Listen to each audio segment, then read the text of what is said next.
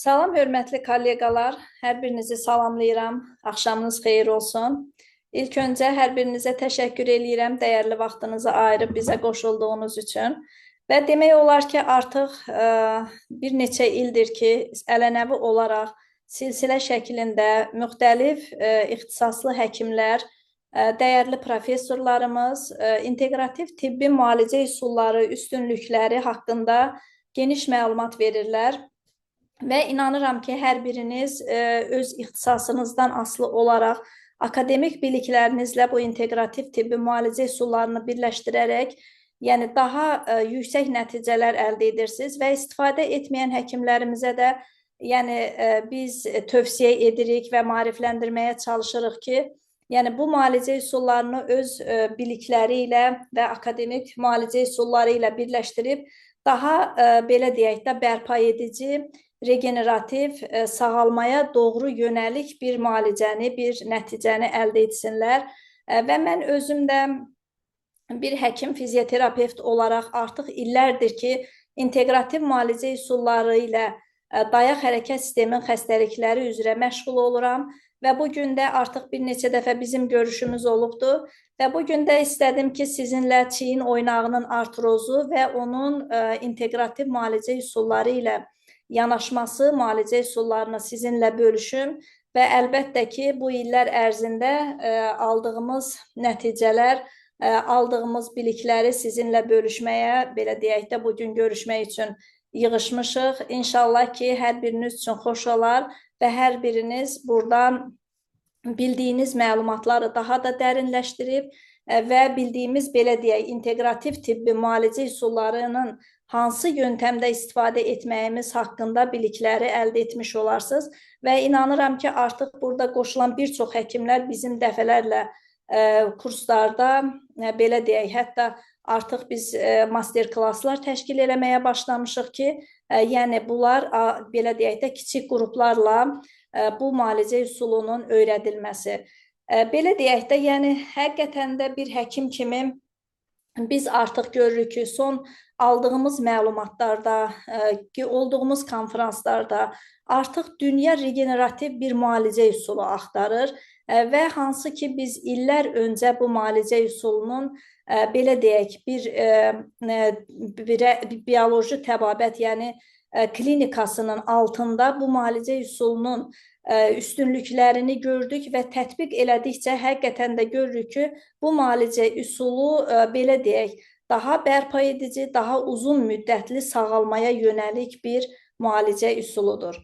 Və bugün də çiyin oynağının artrozundan danışmaq istədim və həqiqətən də çiyin oynağı bəlkə də digər oynaqların sıralamasına baxdıqda bir qədər, belə deyək də, kənarda qalan, amma xəstəni narahat eləyən bir nahiyədir. Yəni bu xəstəlik inkişaf elədikcə, belə deyək də, xüsusilə də qısa müddətli kontraktura verdiyi üçün xəstəni narahat eləyən bir nahiyədir.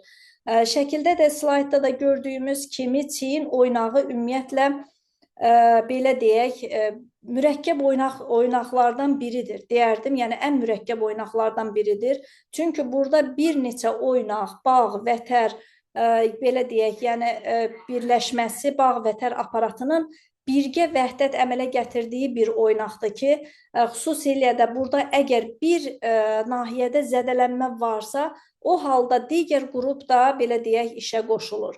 Amma bugün biz artrozdan danışacağıq və onun diferensial diaqnostikasından danışacağıq və çiyin oynağı əsasən bugün artrozu deyiriksə, qığırdaq toxumasının degenerasiyası ilə gedən bir xəstəlikdir və bildiyimiz kimi mübadilə pozğunluğu ilə gedən bir xəstəlikdir.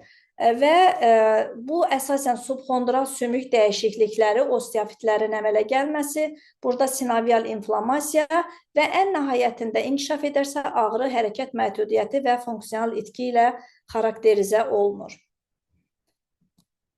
Və statistikasına baxdıqda ümumi artroz hallarının, belə deyək də, təxminən burada sıralamanı görürük biz aparılan, yəni statistikaya əsasən birinci yerdə qon artroz, yəni diz oynağının artrozu, daha sonra koks artroz və sonra isə çiyin oynağının artrozu və digər kiçik oynaqlar daha çox rastlanır. və 60 yaşdan yuxarı şəxslərdə rast gəlmə tezliyi 10-15%dir. 65-75 arası xüsusilə də kişilərdə çox müşahidə olunur. Bu da aydın məsələdir. Kişilər daha çox fiziki işlə məşğul olduğuna görə və eyni zamanda gənclər arasında və xüsusilə də idmançılar arasında travmaya bağlı zədələnmələr çox müşahidə olunur. Risk faktorlarına gəldikdə, yaşa bağlı risk faktorları, yəni bioloji yaşlanma ilə əlaqədar olaraq qığırdaq metabolizmasının zəifləməsi, uzun müddətli mikrozədələnmələrin olması, travmalar, rotator manjet yırtığı, iltihabi xəstəliklər, yəni digər revmatoid artrit, psoriaz artriti və s. kimi iltihabi xəstəliklərin fonunda ikincili olaraq yaranan, anatomik dəyişikliklər, tez-tez yaranan çıxıqlar və mexaniki yüklənmələr aydın məsələdir ki, güc, ağır işlə məşğul olan insanlar arasında bu risk faktoru daha çox rol oynayır. Əsasən nə baş verir? Qığırdağın degenerasiyası və eroziyası, subxondral skleroz, yəni artıq qığırdağın altındakı sümük toxumasının zədələnməsi, osteofitlər formalaşır. Bu da adətən hərəkət zamanı xəstəni narahat edir və xırıltılar eşidilir. Bir də aydın məsələdir oynaq aralığının daralması. Yenə səbəblərinə baxsaq, posttravmatik, rotator manjet artropatiyası. Çünki bu rotator manjet sözünü belə deyək də çox işlədəcəyik. Bilirik ki, çiyin oynağını əmələ belə fiksasiya eləyən, hərəkətini təmin eləyən əsas 4 əzələdən ibarətdir ki, bu əzələlərin biri əgər zədələnirsə, bu zaman yəni manjet kimi saxladığına görə rotator manjet deyilir və o zaman burada belə deyək də artıq bu ağrılar başlaya bilir. Avaskulyar nekroz, iltihabi artritlər və infeksiya, xüsusilə septik artritdən sonra qığırdaqda əmələ gələn destruksiya degenerasiyalardır. Yəni bu səbəbləri sıralaya bilərik. Ən çox əsas vacib olan nüansları vurğulamışıq. Klinik əlamətlərinə gəldikdə yenə dediyim kimi çiyin oynağı tez bir zamanda kontraktura verə bilən bir oynaqdır. Ona görə xüsusilə də qaldırma, hərəkət zamanı arxaya aparma, xüsusilə də yəni ki, tutaq ki, başa qaldırma və s. hərəkətlərdə ağrı baş verir. Abduksiya, rotasiyada məhdudiyyətli olur. Krepitasiya hərəkət zamanı eşidilən xırıltılar, güc azalması və ən çox xəstəni narahat eləyən gecə ağrıları və xüsusilə də burada iltihabi proses qoşulursa. Diaqnostikasında, yəni burada belə deyək də, xəstə ilk öncə həkimə yaxınlaşdıqda birinci çiyin oynağının artrozu bəzən tək, bir çox hallarda isə digər xəstəliklərlə, çiyin oynağının digər xəstəlikləri ilə birlikdə müşahidə edilə bilir.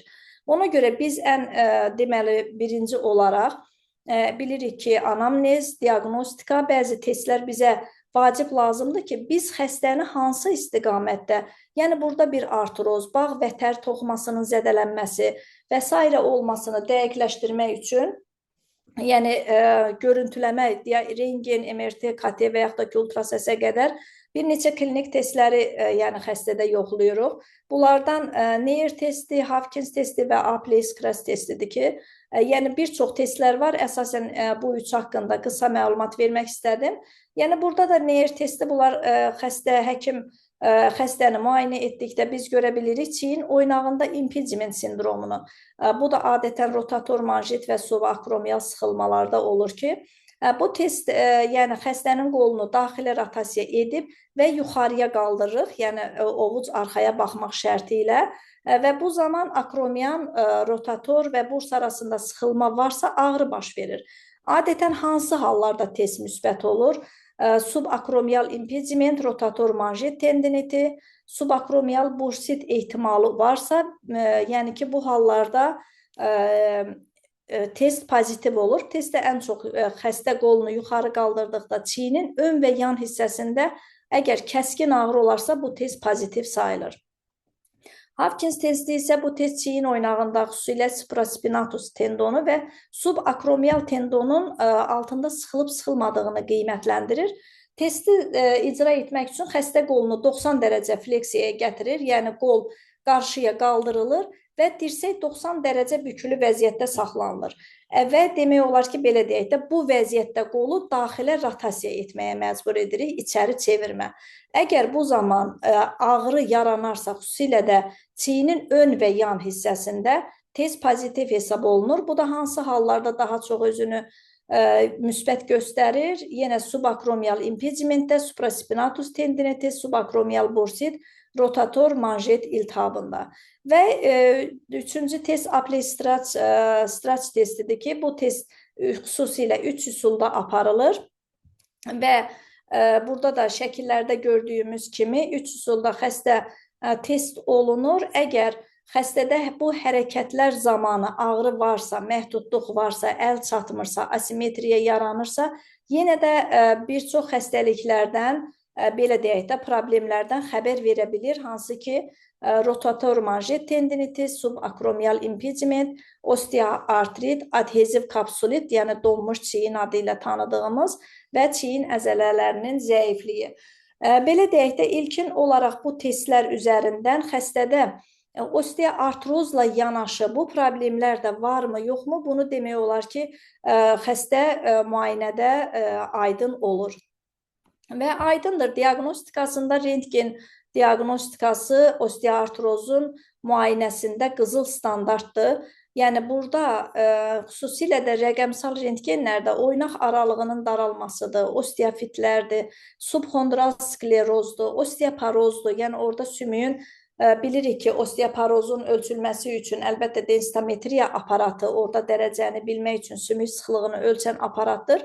Amma ilkin olaraq rentgen şəklində belə sümük sıxlığı haqqında sümüyün şəffaflığına görə biz ilkin informasiyanı ala bilirik. Və xəstədə əgər risk faktoru varsa da osteoporoza, bu zaman densitometriya müayinəsindən xəstəni keçməsi lazımdır. Çünki yanaşı olaraq xüsusilə də osteoartrozlarda osteoporozun da müalicəsini aparmaq lazımdır. Bilirik ki, osteoporozda əsasən endokrin mübadilə pozğunluğu olub, xüsusilə də qadınlarda postmenopauzal dövrdən sonra demək olar ki, daha çox rastlana bilən bir xəstəlikdir. Eyni zamanda autoimmun xəstəliklərin də fonunda uzun müddət hormonalın qəbulundan sonra biz demək osteoporoza riski düşünə bilirik. Əgər yumşaq toxumadan, eyni zamanda qığırdaq zədəsi, rotator manjet degenerasiyası, bağ və tər yumşaq toxuma zədələnməsi şübhəsi varsa, bu zaman MRT, maqnit rezonans müayinəsi, qığırdaq sümük toxumasının daha detallı müayinəsi üçün KT və yumşaq toxuma maye toplanması varmı, yumşaq toxuma qalınlaşması, sinovit, buna görə bizə ultrasəs müayinəsi məlumat verə bilər. Əlbəttə, bu müayinədə həkim bu müayinələrdən hansı olunacaq, bunu dəqiqləşdirir. Eyni zamanda qan təhlilləri, xüsusilə də iltihabı proses şübhəsi varsa yanaşı olaraq mütləq bir çox qan təhlillərindən, yəni xəstə müayinədən keçməlidir. Burada diferensial diaqnostikanı dedik, çünki çiyin oynağı belə nahiyədir ki, burada həm çiyin oynağının artrozu və digər sadaladığımız çiyin oynağının digər xəstəlikləri və servikal radikulopatiya ilə diferensiyasiya olunmalıdır. Çünki bilirik ki, bir çox xəstələr hətta müraciət etdikdə yalnız çiyində və bazuda olan ağrıdan şikayətlənirlər. Yəni, bu çiyin bazu oynağının ağrısı o qədər yüksək olur ki, yəni hətta boyun ağrısını belə xəstə göstərə bilmir, belə deyək də qeyd eləmir. Amma burada mütləq birinci növbətdə xəstənin anamnezi və müayinəsi olduqca önəmlidir. Yəni, xəstə müayinə olunur, burada xəstənin ağrısının hərəkətlə əlaqəli olub-olmaması, ağrı gecə ağrılarının olması, ağrının irradiasiyası, paresteziya, əldə uyuşma, keymə, yəni ətrafa yayılan, əllərə qədər yayılan ağrılar, güc zəifliyi və s. kimi xəstə bəzən göstərir ki, ağrı bazu və çiyinimdən boynuma vurur. Yəni, belə deyək də, ağrı çox olan yerdən aza doğru gedir. Amma biz əlbəttə müayinəmizdə dəqiqləşdiririk ki, bu ağrı servikal radikulopatiyadır. Sinir kökçüyünün fəqərə arasındakı olan protruziya, yırtıq, qabarma, sürüşmə və s. kimi problemlərdən sinir kökçüyünün sıxılması nəticəsində həmin kökçüyün, həmin sinirin irradiasiya etdiyi ətraf boyu verdiyi ağrıdır. Və bilirik ki, topografiyaya görə, yəni hansı kökçüyün sıxılması hansı nahiyəyə ağrını verə bilir. Və burada əlbəttə çiyin müayinəsi deyil, xəstə boyun müayinəsindən keçməlidir və boyun müayinəsində etdikdən sonra aydın görsənir ki, burada doğrudan da elə xəstənin boyun hissəsini müalicə etdikdə həmin çiyin, qol ağrıları da keçir. Amma eyni zamanda biz uzun müddət yox, ən azı 3 həftə, 1 ay xəstə bu ağrıdan əziyyət çəkirsə, artıq qolunu qaldıranda digər yuxarı ətrafa nisbətən biz qolun tam açılmamasını görürük. Yəni verir kontraktura və bir müddət bu kontraktura bu cür formalaşırsa, ikincili olaraq əlbəttə çiyin oynağının artroz və yaxud da digər problemlərinə gətirib çıxarda bilir. Digər diferensiyasiyası glenohumeral artroz. Yəni burada görürsünüz, ağrı tipinə və hərəkət xüsusiyyətlərinə görə ayırmışıq. Hansında təxminən hara yayılan ağrılar, qaldıranda artırma, açıqlığı, aktiv rom, passiv rom, qol gücünün olması və s. görə digər xəstəliklərlə diferensiyasiyasını etmək lazımdır ki, burada xəstə yalnız osteoartroz və yaxud da ki, digər belə deyək də, kombinə olunmuş xəstəliklərin müalicəsi bir yerdə aparılmalıdır. Xəstəliklərin inkişaf cədvəlini görürük biz burada. Bizdən öncəki lektorlarımızda danışanda vurğulayıblar. Yəqin ki, professorumuz Fikriyə xanım dinləmişsiniz, yəqin ki, geniş bu xəstəliklərin inkişaf cədvəli haqqında məlumat veribdir. Sadəcə olaraq burada biz hər kəs, belə deyək də, danışdığımız xəstəliklərin hansı yerdə durması önəmlidir. Yəni, biz hansı fazada görürük burada humoral faza, matrix fazası və daha dərin ağır problemlər olan hüceyrə fazası var ki, yəni biz burada görürük, baxın, danışdığımız artroz hüceyrə, degenerasiya fazasındadır. Yəni, Rekevekin cədvəlinin 5-ci fazasında yer alır və bu o deməkdir ki, yəni artıq xəstəlik yetərincə irəliləmiş bir xəstəlik sayılır. Çünki burada artıq qığırdaqların degenerasiyasından söhbət açırıq. Ona görə də burada artıq hansı fazada olduğumuzu və harda, belə deyək ki, hansı xəstəlik qrupu ilə işlədiyimiz bizim üçün önəmlidir. Bu cədvəldə harda yerini alır. Və burada görürük, inteqrativ təbabətin həlqəsini görürük. Yəni, başda akademik tibb olmaqla, bax, bu cür böyük bir sahəni əhatə eləyən inteqrativ təbabət, sanum terapiya, fizioloji tənzimləyici terapiya, mikrobioloji, osteopatiya, vitorqan terapiyası, buna tamamlayıcı terapiyada deyirik ki, artıq doğrudan da xəstəliklərin sonunda orqan terapiyasını aparmaqla biz tamamlayıcı, elə bil ki, müalicəni etmiş oluruq. Fitoterapiya, dietoterapiya, MINT, omelaterapiya, hüridoterapiya, refleksoterapiya və nevral ortamolekulyar və biotənzimləyici terapiya. Burada xəstəyə seçici olaraq yanaşmaq lazımdır. Yəni, biz xəstə hansı mərhələdədir, hansı yaşdadır, yanaşı xəstəlikləri, xəstəliyin müddəti, uzun müddət olması, xronik olması və s. kimi, belə deyək də, halları nəzərə alaraq bir kompleks yanaşma edirik. Əlbəttə, mərhələli və kompleks yanaşma. Burada da görürük, inteqrativ tibbin fərqi nədir? Yəni, burada dediyimiz kimi, xəstəliyin simptomlarını deyil, birbaşa səbəbi aradan qaldırırıq. Pozulmuş müdafiə immun funksiyasını bərpa edir. Təbii tərkiblidir, biotənzimləyici preparatlardır, regenerativ preparatlardır. Orqanizmin öz resurslarından istifadə edərək regenerasiyaya, sağalmağa yönəlik bir müalicədir və ən üstünlüklərimizdən biri də müalicə zamanı digər orqan və toxumalar zədələnmir, uzun müddətli istifadəsi mümkündür. Burada da üstünlüklərini görürük ki, hətta hamilədir, süd verən analardır, Yəni bu halda da rahatlıqla biz müalicəni seçici olaraq tətbiq edə bilirik.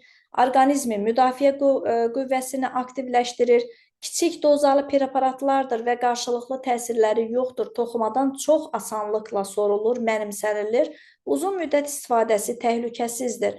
Hətta belə deyərdim, uzun müddətli istifadəsi orqanizmin uzun müddətli regenerasiyasına səbəb olur. Əlbəttə bu etaplı olmalıdır və xəstənin müalicənin müddətini uzadaraq, belə deyək də, həftədə 2, həftədə 1, 10 gündən 1, 2 həftədən 1, hətta ayda 1, bununla belə deyək də, sanki orqanizmin həmin bərpa etmə xüsusiyyətini biz sönməyə qoymuruq ki, daimi ora bir təsir veririk. Yan təsirləri yoxdur və yüksək klinik effektliyi ilə fərqlənir.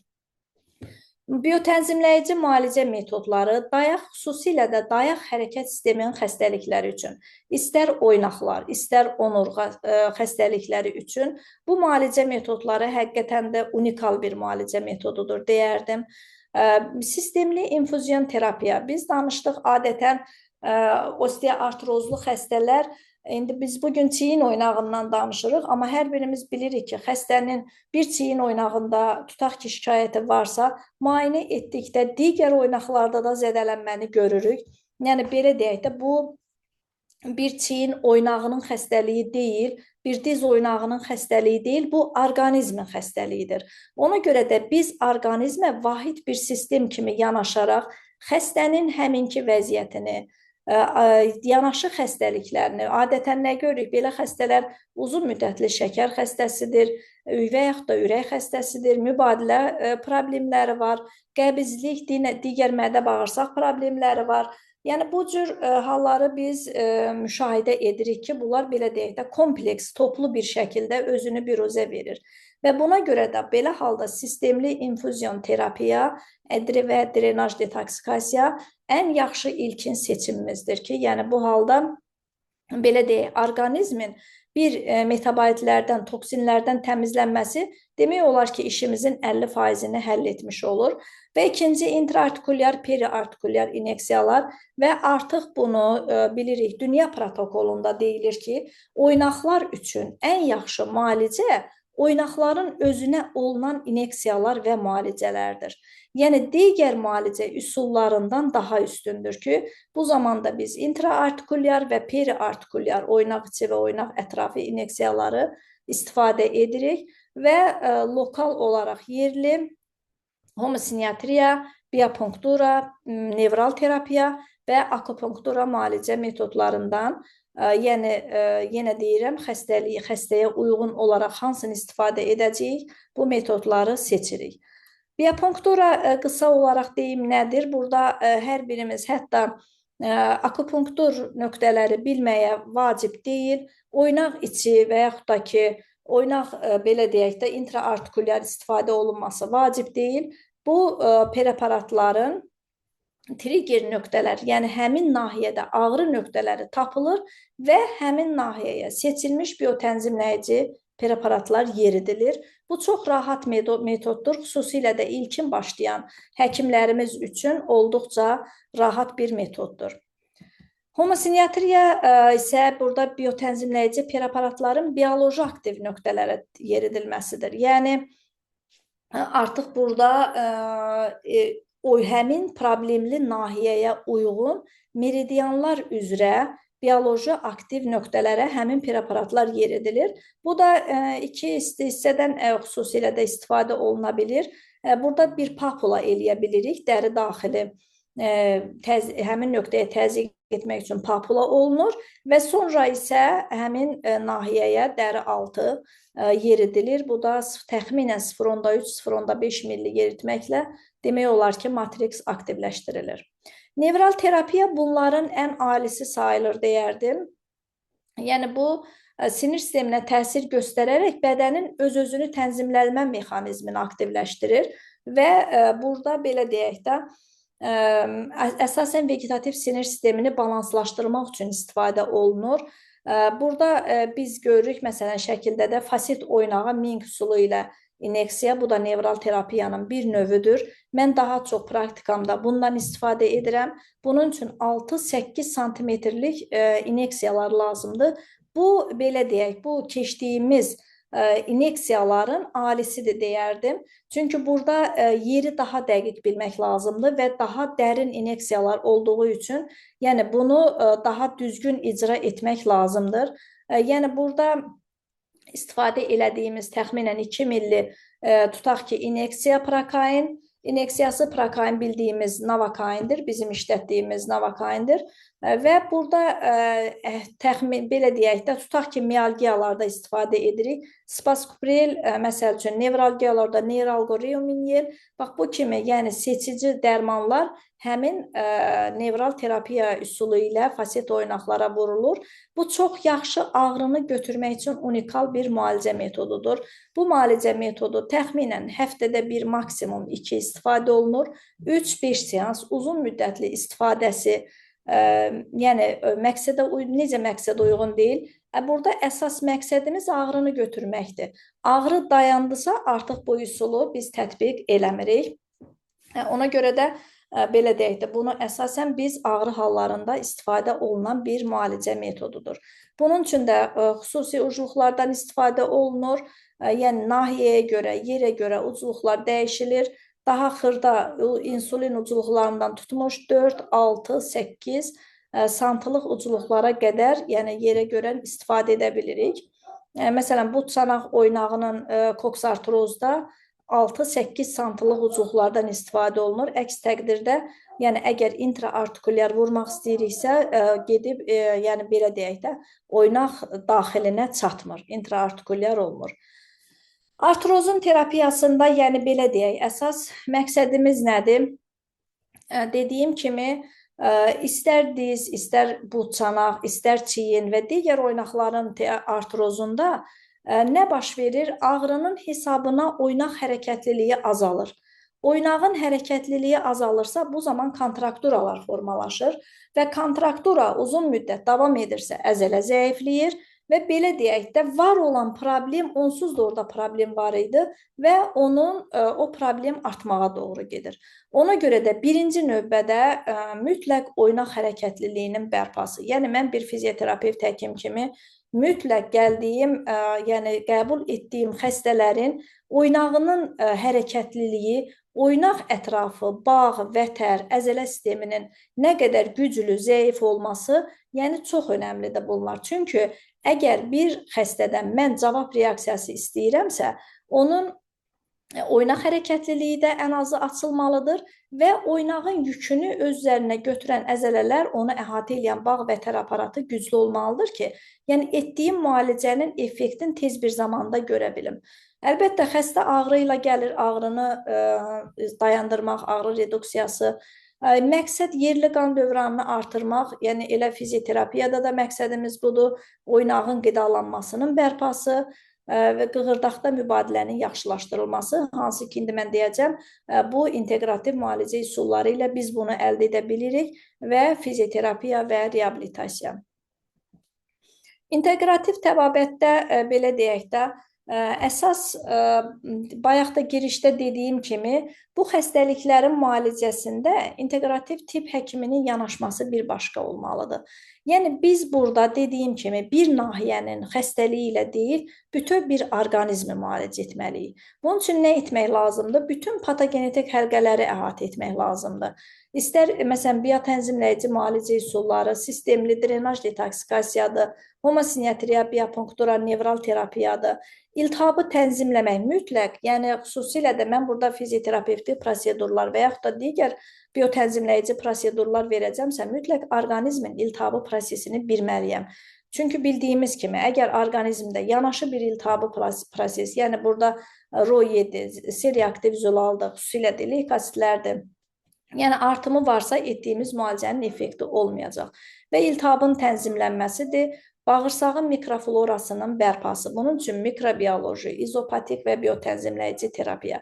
Yəni biz bir integrativ tibb həkimi kimi mütləq etdiyimiz istənilən xəstəlikdə, müalicə etdiyimiz xəstəlikdə bağırsağın mikroflorasını nəzərə almalıyıq və mütləq mən bunu bütün xəstələrimdə mədə-bağırsaq sisteminin necə işləməsidir, hər hansı bir yanaşı xəstəlikləri varmı? Yəni bunları ola bilər xəstə yanaşı olaraq digər həkim qruplarından endokrinoloqdur, mədə-bağırsaq həkimi, pediatr, nevroloq, yəni bizim belə deyək də işimiz belədir ki, biz belə deyək, yəni bir qrup şəklində bu xəstəlikləri müalicə etməliyik. Burada əsas elə integrativ tibb həkiminin üstünlüyü budur ki, yəni bir xəstəliyi qrup şəklində, yəni hər kəsin özünə aid olan hissəni müalicə etdikdə effektimiz əlbəttə daha tez, daha effektli olur. Və o digər müalicə üsullarından ortomolekulyar terapiyadır, mübadilə pozulmasının tənzimlənməsidir, zədələnmiş toxumaya dəstəkdir, mümkün olan yerdə regenerasiya və pasiyentin həyat keyfiyyətinin əlbəttə ki, əsas məqsədimiz yaxşılaşdırılması. Burada drenajdan başlayaq, yəni ki, ilkin müalicəmizdə mütləq xüsusilə də xronik xəstəliklərdə, yaşlı və yanaşı digər xəstəliklər olan xəstəliklərdə detoksikasiya, drenaj detoksikasiya olduqca vacibdir. Dediyim kimi, illərlə, bəzən xəstə illərlə dərman preparatları qəbul edir, yanaşı digər xəstəliklər üzündən və yaxud da xəstə var ki, illərlə digər hallarda ağrı kəsicilər qəbul etmiş olur, antibiotiklər qəbul etmiş olur müxtəlif səbəblərdən və bu zaman etdiyimiz orqanizmin illərlə toplanan toksinlərdən, metabolitlərdən təmizlənməsi üçün drenaj detoksikasiya olduqca vacibdir.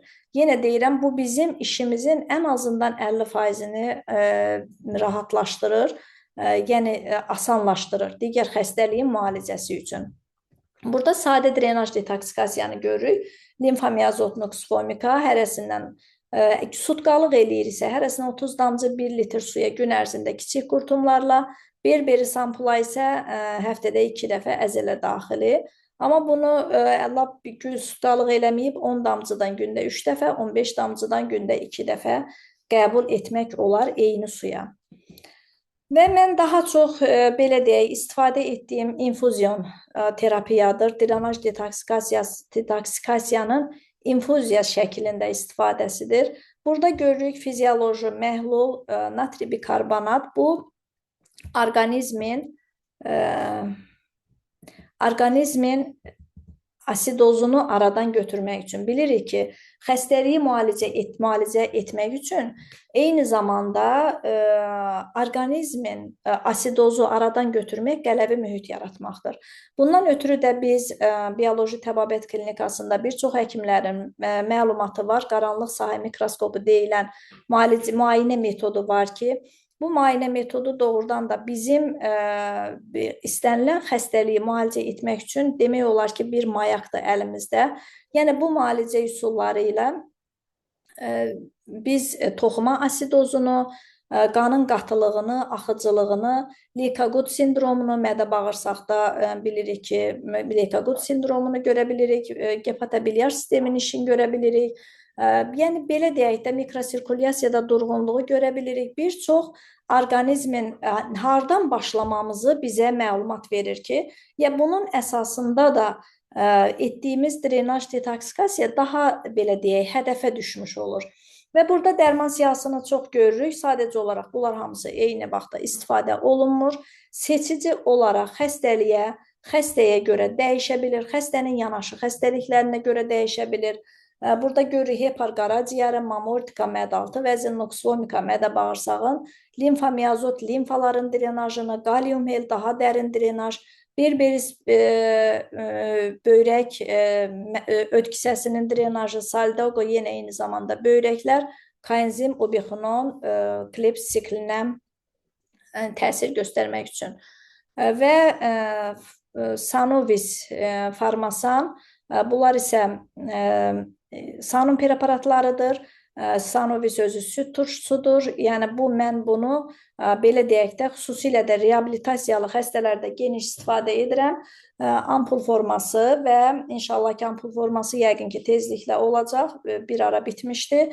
Amma damcı forması və ampul forması yenidən, yəni drenaja biz istifadə edə bilirik. Bu, xüsusilə də reabilitasiyaya başlayan xəstələrdə biz bilirik ki, süd turşusunun əzələlərə toplanması nəticəsində əzələ ağrıları başlayır. Və bu süd turşusunun orqanizmdən çıxarılması nəticəsində əzələlər rahatlayır və bir demək olar ki, drenaj rolunu oynayır. Mən burada cerebrum vertikaxel neuroinellis almışam. Bu da xüsusilə belə deyək də, illərlə əziyyət çəkən xəstələr baxırsan ki, doğrudan da sinir halında bir dəyişiklik, bir nevrotik hal, illərlə nevroloqda müalicə alırlar, antidepressantlar qəbul edirlər, uzun müddətli ağrılarla uğraşdıqlarına görə və bu zaman cerebrum vertikaxel neuroinel preparatında lazım olduğu halda drenaja əlavə edirik. Və burada da sistemli şəkildə görürük, yəni koenzim obixrondur, mitoxondrial funksiyanı aktivləşdirir. Yəni bunu belə deyək də, yəqin ki, bir çox həkimlərdə var, əldə edə bilərlər elmi şöbədən.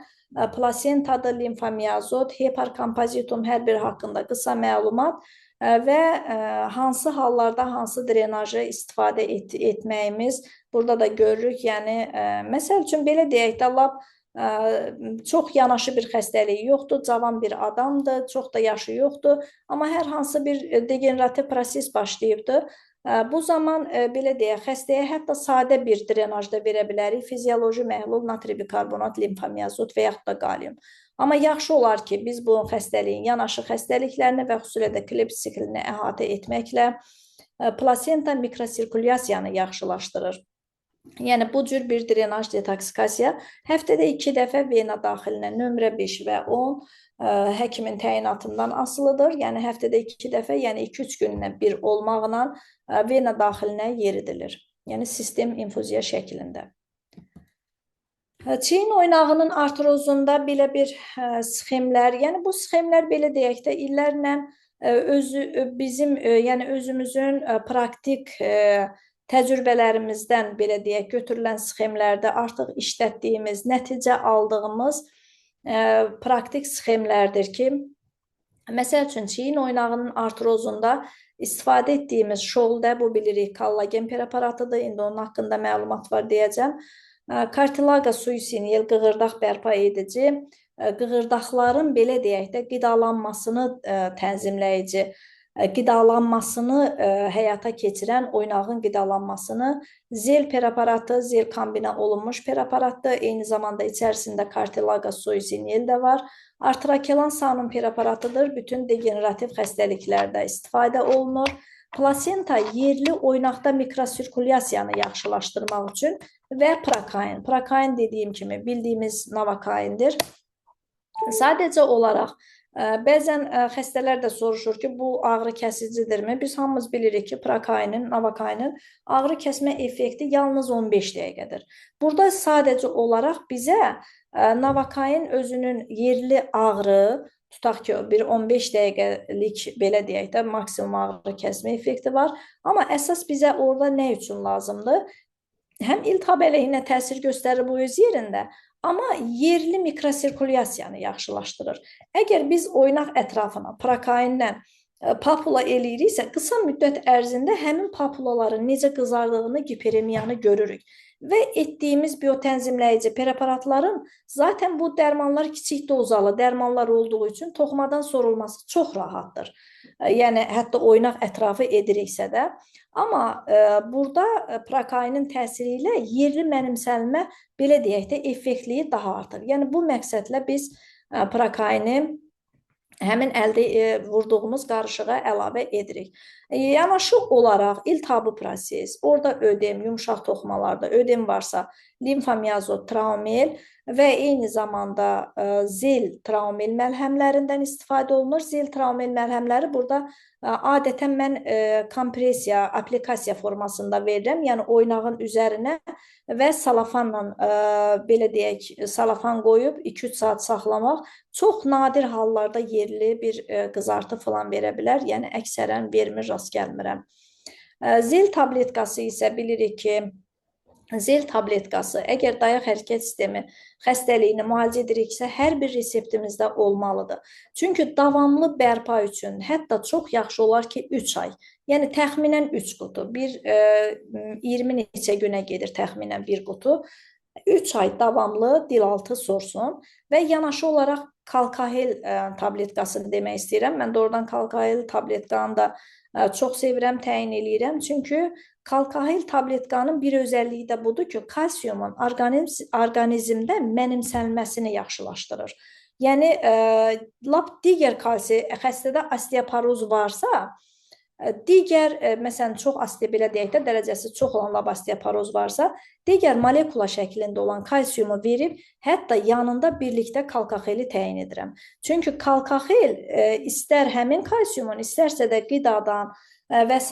orqanizmə kalsiyumun mənimsənilməsini çox yaxşılaşdırır və demək olar ki, xüsusilə də skalyoz uşaqların hər birinə tərkibində kalsium karbonikum var ki, bu həmin sümüklərin deformasiyasında, yəni skalyoz olan uşaqların hər birinə təyin etmək lazımdır. Yəni, çox yaxşı effekt verir.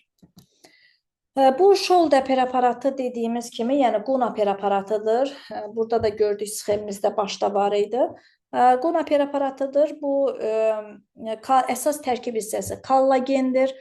Kollagen bilirik ki, sümük və qığırdaqlarımızda kollagen 1 və kollagen 2 əsas yer tutur və kollagen sintezini yaxşılaşdırır. Kollagen sintezini yaxşılaşdırmaq üçün yeri gəlmişkən deyim, yəni eyni zamanda paskarbin preparatı da sistem şəklində bilirik, infuziya şəklində 100 natri xlora 50 milli paskarbin qatılıb, həftədə 2 dəfə vena daxilinə vurulur.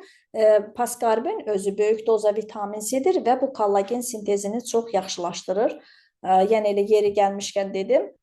Və şolda preparatı tərkibində olan aşağı dozalı hər birinin ümumiyyətlə kollagen preparatlarının hər birinin içərisində bir hel preparatı var ki, bunlar ikisi bir yerdə nahiyəyə uyğun olaraq yəni daha sinergik təsir göstərir.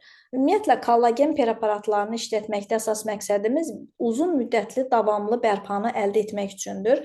Çünki kollagenin xüsusilə yəni bu kollagenləri yarım parçalanma dövrü hətta 6 aya qədər çəkə bilir. Yəni bu o deməkdir ki, kollagenin orqanizmdəki bərpa edici dövrü aylarla davam edir və burada da yenə deyirəm, xəstənin müalicəsi bitdikdən sonra belə 2 həftədən bir, 3 həftədən də bir ayda bir dəfə istifadə etdiyimiz kollagen uzun müddətli təsiri belə deyək, uzun müddətli təsiri əldə etmiş oluruq. Çiyin oynağının artrozu digər xəstəliklərlə kombinə olmuş gedişatı, çünki mən bayaq saydım bir çox xəstəliklərlə yumşaq toxuma, bağ, rotator manjit və s. xəstəliklərlə yanaşı biz görə bilərik. Bu zaman MD-muscle, shoulder, zel, traumel, limfomiyazot, yenə zel, MD-muscle gördüyümüz kimi, yəni bu əsasən əzələ sisteminə təsir göstərən bir kollagendir. Yəni adından da gördüyümüz kimi, yəni bunlar ingiliscə hər nahiyənin öz adına görə adlandırılıbdır və burada xüsusilə əzələ, bağ, vətər, yumşaq toxumanın xəstəliklərində MD-muscle ilkin seçimimiz olmalıdır. Və davamlı bərpa üçün dediyim kimi zel, kalkahel və zel traumel məlhəmləri. Burada da MD-muscle-ın tərkibini görürük. Əsas tərkibi yenə kollagen və hiperikumdan ibarətdir. Görürsünüz, yəni ağrı müalicəsində, hətta kəskin, yarım kəskin, xroniki, trigger nöqtələri müalicəsində, fibromiyalgiyalarda çox unikal bir dərmandır. Dermatomiyazit və s. xəstəliklərdə, yəni bunu geniş istifadə etmək olar. Niye bu slaytları saldım? Çünkü dediyim kimi çiyin oynağı bəzən çox vaxt görürük. Boyun fəqərlərində də eyni zamanda degenerasiya var və çiyin oynağının artrozu. Əlbəttə, mən çiyin oynağının artrozunu tək götürsəm, bu zaman effekt bir tərəfli olacaq. Ona görə də mütləq yanaşı olaraq boyun fəqərəsinin degenerasiyası üçün yerli paravertebral olaraq burada da görürük. İstər meridianlar üzrə hər kəs necə istifadə edə bilirsə, əlbəttə bunu inkişaf etdirib daha akademik səviyyədə istifadə etmək olar. Bunun üçün yəni master klasslar təşkil olunur.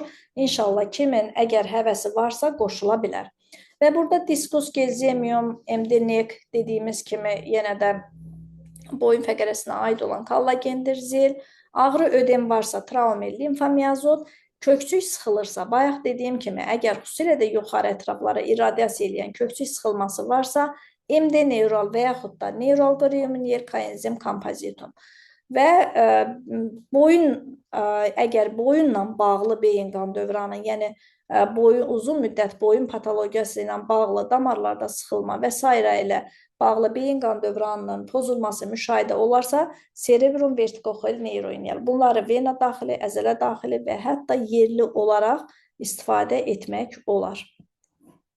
Və burada da yenə NEC görürük. Əsas tərkibi kollagen və silisiumdur. Hansı xəstəliklər siyahısı var? Yəni biz bunu görürük burada. Döş fəqərlərinin degenerasiyası ilə kombinə olunmuş görə bilərik. Bəzən xəstə skapuladan yayılan bir ağrıdan şikayət eləyir və o ağrı uzun müddət qola irradiasiya eləyirsə, yenə deyirəm, burada yanaşı olaraq digər kontrakturanın hesabına digər çiyin oynağının xəstəlikləri də qoşula bilir. O halda mütləq döş fəqərlərinin müalicəsi ilə yanaşı getməlidir. Yəni burada da diskus, MD torasik, zel və ağrı varsa travma, limfomiyazot, kökçük sıxılması varsa neural qreminyel, həmin sinir boyu yayılan ağrının sinir boyu həmin neural və yaxud da neural qremi istifadə olunur. Torasikin özü tərkibində sinusofuga var ki, sinusofuga bildiyimiz kimi bütün döş fəqərlərinin osteoxondrozu, digər problemlərində də, degenerativ problemlərində birbaşa göstərişdir.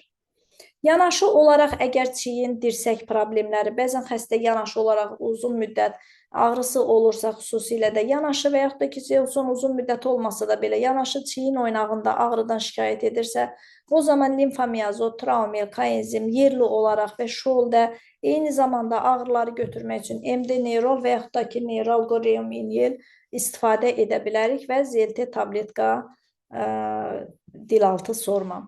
Kiçik oynaqların bəzən mil bilək oynağında yanaşı olaraq əllərdə olan ağrılardan, yəni birlikdə müşahidə oluna bilər. Bu zaman small joints adından da gördüyümüz kimi xırda oynaqlar deməkdir. Small joints, zel limfomiyazot və yaxud da zel limfomiyazot, MD poli xüsusilə mil bilək və əl barmaq ağrılarında artrozdur və artritdir. Bu xəstəliklərdə çox yaxşı seçimdir və MD small joints. Əlbəttə, burada seçim olaraq həkim bu preparatların hansını seçəcək, o xəstənin vəziyyətindən həmin belə deyək də diaqnozdan asılıdır. Bu da gördüyümüz kimi small joints xırda oynaqların, bütün xırda oynaqların problemlərində istifadə olunan kollagen preparatıdır. Çiyinə dəraltı vurmaq olar, yəni papula şəklində travma, limfomiyazot, navakain. Xüsusilə hansı hallarda ağrı çox olarsa, heç belə deyək də dairəvi şəkildə akupunktur nöqtələrdə intraartikulyar, periartikulyar icra etmirik. Sadəcə çiyin oynağına dairəvi şəkildə papulalarla işlədikdə və sonra hətta həmin papulalara preparatı icra eləmək olar. Bu zaman ağrıları daha tez götürür. Fizioterapiya və reabilitasiya, mən bir fizioterapevt həkim kimi bütün dayaq hərəkət sistemi xəstəliklərində mütləq bizə ən vacib köməkçi müalicə metodlarından biridir. Burada elektroterapiya müxtəlif avadanlıqlardan, elektroavadanlıqlardan iltihab, kontraktura, artroz, qan dövranını yaxşılaşdırmaq və s. kimi xəstənin həminki vəziyyətinə uyğun dəyərləndirib bir proqram təyin edirik və mütləq reabilitasiya. Dediyim kimi çiyin oynağının kontrakturası tez formalaşır və çiyin oynağı da bunu deyim ki, yəni kontrakturası digər oynaqlara nisbətən daha tez açılır. Çünki daha çox yüklənmə olmur. Çiyin oynağı belə deyək də bir yük götürdüyü qoldur. Buna görə də aşağı ətraflara nisbətən həm müalicəyə daha tez cavab verir, həm də daha tez belə deyək də kontrakturanın açılması, izometrik, izotonik məşqlər, dediyim kimi çiyin oynağını əhatə edən və hərəkətini təmin edən rotator manşetin gücləndirilməsi, manual terapiya, osteopatiya, kinezioteyp, yəni xüsusi teyplərdən istifadə etmək olar, su içi məşqlər və s. kimi artıq bunu həkim fizioterapevt təyinatından asılıdır.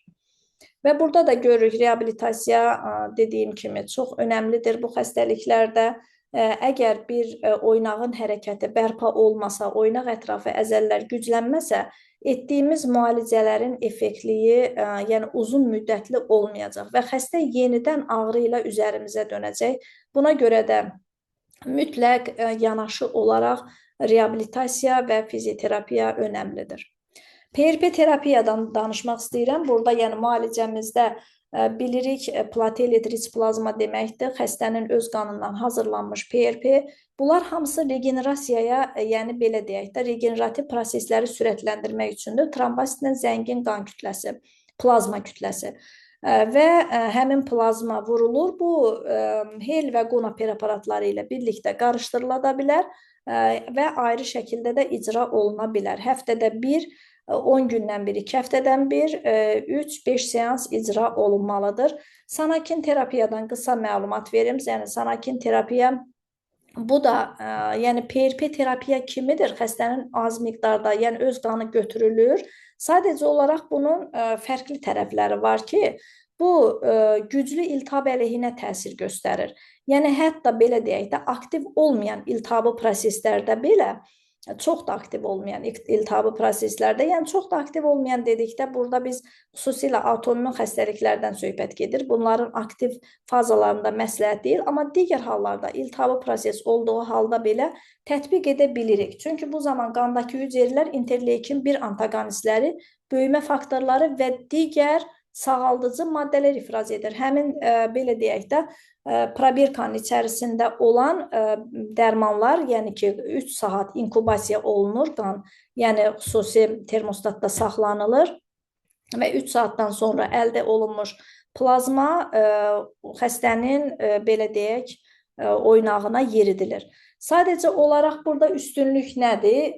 Xəstənin belə deyək də PRP-dən daha güclüdür.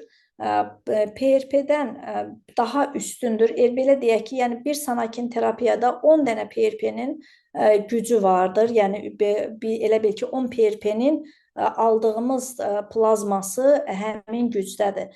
Və üstünlüyü odur ki, antiinflamator təsir göstərir. Və bu da belə deyək də bir neçə seansla uzun müddətli nəticə əldə etmiş oluruq və burada da görürük hansı xəstəliklərdə istifadə olunur. Bildiyimiz bütün dayaq hərəkət sisteminin xəstəliklərində oynaq içi, yəni ki, oynaq içi vurulması daha məsləhətdir. Düzdür, bu oynaq ətrafı da vurula bilər. Xüsusi görürsünüz, yəni epikondilitdir, digər rotator manşet tendinitidir. Burada da istifadə olunur. Amma mən daha çox, belə deyək də, oynaq içi intraartikulyar istifadə edirəm. Və istifadə etdiyimiz müalicə üsullarından biri də lokal azondur. Azon bilirik ki, yerli istifadə etdiyimiz azondur. Bu da oynaq içi və oynaq ətrafı. Ağrılar da, iltihabı prosesdir. Oynağın hərəkətinin məhdudiyyətindən, belə deyək də, məhdudiyyəti zamanı da istifadə etmək olar. Bu metodla kiçik dozalı, çox kiçik dozalarla olan azon problemli nahiyəyə yeridilir. Neynir? Ağrını azaldır, iltihab aradan götürür, qan dövranını, toxuma regenerasiyasını. Yəni etdiyimiz hər bir şey regenerasiyaya yönəlik müalicədir. Yəni bunlar əlbəttə biotənzimləyici, integrativ tibbi müalicə üsulları ilə birlikdə istifadə etdikdə effekt daha üstün olur. Burada da görürük ki, hansı hallarda istifadə edə bilərik. Prosedur xəstədən və xəstəliyə görə dəyişir. 3-10 seans həftədə 1 dəfə, həftədə 2 dəfə aşağı konsentrasiyalı azon və həmin problemli nahiyəyə yeridilir. Əksər vaxt doğrudan da elə ilk seansdan xəstədə ağrının azalması sürətlə biz hiss eləyə bilirik. Burada da xüsusi istifadə elədiyimiz akupunktur nöqtələrdir, trigger nöqtələridir. Hansı ki, xəstəyə biz bu preparatları icra edə bilərik. Bunları görürük.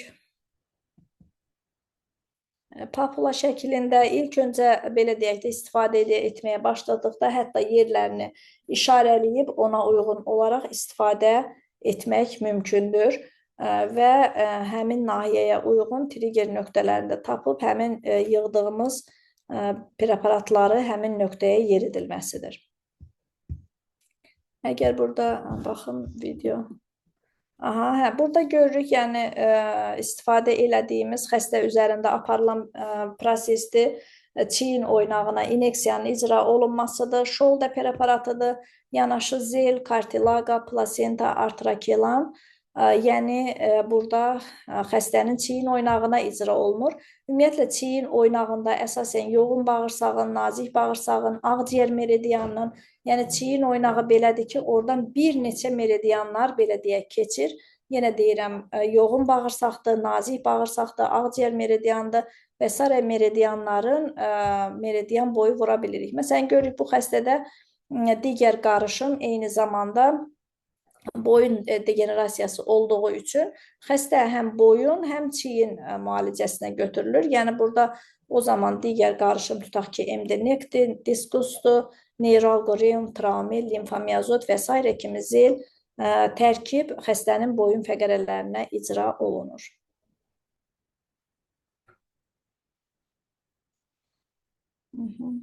Bu paravertebraldır. Yəni icra etdiyimiz prosedur homosinetriya sayılır. Paravertebral olaraq eyni anda xəstəyə həm homosinetriya, həm biopunktura icra etmək mümkündür. Yəni xəstənin həm homosinetriya edirik akupunktur nöqtələrinə və eyni zamanda trigger nöqtələrinə, ağrılı nöqtələrini tapıb, ora istər papula, istər dəraltı şəklində icra edə bilərik. Görürsünüz, bu da emdenek preparatıdır ki, hansı ki boyun fəqərələrinə icra olunur. Digər, bu sadəcə olaraq animasiyadır. Bununla da demək olar ki, bizim leksiyamız başa çatdı. Yəni, inanıram ki, hər biriniz üçün burada bir maraqlı əldə etdiyiniz məlumat oldu, dəyərli vaxtınızı ayırıb bizə qulaq asmısınız. Və bir şey də deyim, öncə qarşıdan yeni il gəlir doğrudan da. Bir də baxdıq ki, dekabr ayıdır, yəni artıq yeni il də yaxınlaşır. Bununla bağlı, yəni hər bir kolleqalarıma belə deyək də, əgər inşallah ki, hər birinizə sağlamlıq arzulayıram. Heç kim xəstəlikdən həkimə müraciət etməsən, amma profilaktika üçün bilirik ki, hər birimizdə qaçılmazdır, müəyyən bir problemlərlə üzləşirik. Əgər sizlərin də dəyərli kolleqalarım hər hansı bir dayaq hərəkət sisteminə, istər oynaqlar, istər onurğa və s. kimi hallarla belə bir müayinəyə və yaxud da ki, müalicəyə ehtiyacınız olarsa, biz də öz tərəfimizdən, yəni yeni il ərəfəsində kolleqalarımıza həkim konsultasiyasına 50% və digər integrativ tibbi müalicə üsulları və fizioterapiyalarda müəyyən endirimlər düşünürük. İnşallah ki, əgər bir diqqətinizi çəkdisə, siz də bir integrativ tibb həkiminin müayinəsindən keçmək istəsəz, canla başla, yəni hər birinizə belə deyək, qapımız açıqdır və eyni zamanda hər birinizin integrativ tibbi müalicə üsullarına hər hansı bir sualınız, hər hansı bir dərman, belə deyək, sxemlərlə bağlı bir sualınız olarsa, eyni zamanda hər biriniz üçün o sualları cavablandırmağa hazıram. İstəsəz telefon nömrəsini, əlaqə nömrəsini də götürüb WhatsApp üzərindən və yaxud da ki, hər birinizin yolu düşərsə, Yenə də öz çalışdığımız klinikada bioloji təbabətdə hər birinizlə görüşməyə və köməklik eləməyə hazıram. Bu qədər. Yeganə xanım, Leyla xanım, hansınızsınız orada? Axşamınız xeyir Nuriyə xanım. Axşamınız Çox xeyir. sağ olun, çox detallı məlumatlarınız üçün. Axşamınız xeyir. Çalışdıq. Mən İnşallah də ki, bəyəndilər həkimlərdən. çox detallı məlumatlar Görüşdüyümüz oldu. Yeganə Hesab xanım, edirəm ki, belə deyək də, bəyənərlər. praktikamızdan işlətdiyimiz, yəni ki, belə deyək, bölüşdüyümüz bizim praktikamızda gördüklərimiz və işlətdiklərimizdir. İstənilər, istər xəstəlik, istərsə də eyni zamanda əsasən də xüsusilə də müalicə sxemləri. Belə olanda daha rahat olur, daha ürəklə demək olur da adam. Bir var Bəli, oxuyub deyəsən, bir var işlədib deyirsiniz. Çox bəli. yaxşı məlumatlardır. Mən də öz adımdan həkimlərimizi salamlayıram hamısını. Suallar var, sualları oxuyum və Buyurun, mövzuya buyurun. uyğun sualları verə bilərlər həkimlər. Bəli. Deməli.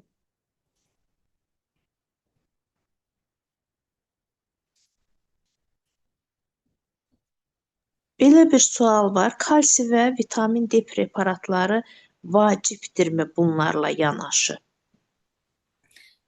Bilirik ki, yeganə xanım, ümumiyyətlə artroz özü, belə deyək də, bir səbəblərindən biri də mineral defisitinin olmasıdır. Orqanizmə, xüsusilə də sümük qığırdaq toxuması üçün vacib olan mineralların defisit olmasıdır və yaxud da orqanizmə düzgün sorulmamasıdır.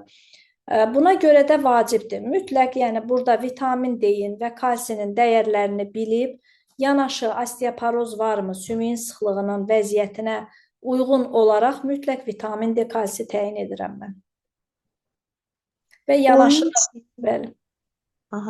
Boyun çiyin nahiyəsinə sadalanan ampullar qarışdırılıb vurulur, trigger nöqtələrə ya tək şəkildə vurulur?